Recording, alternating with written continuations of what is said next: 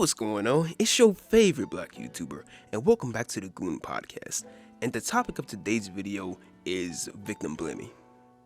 Now, I'm not a victim blamer, but there are certain outliers, circumstances, and conditions that can kind of transfigure me into one. For example, let's say I'm walking down the alley, and I just happen to be wearing the color blue. For no reason in particular, I'm just wearing the color blue. And at the end of the alley, I see a couple of colorful young lads all grouped up, and they're looking at me kind of strange. And even after getting a look like that, I continue to waltz down that alley without a care in the world, just minding my own business, but walking towards a bunch of goons.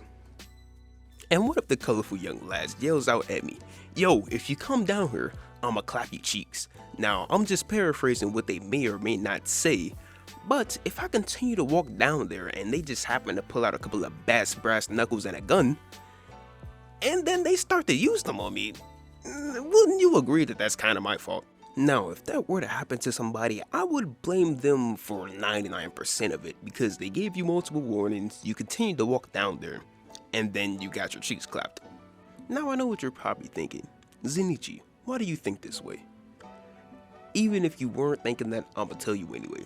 This was a couple of years ago, yo. I don't remember the exact episode, but I was watching the Boondocks and Riley said something so profound and so revolutionary.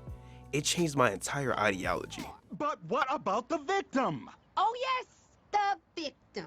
At what point does personal responsibility become a factor in this equation? Alright, maybe it wasn't that profound, but the version that I remember in my head, he said, at what point does self-accountability and responsibility come into play? And that just changed my entire outlook, because that's a perfect question. Oh yeah, and the episode he did that from, I do remember it now.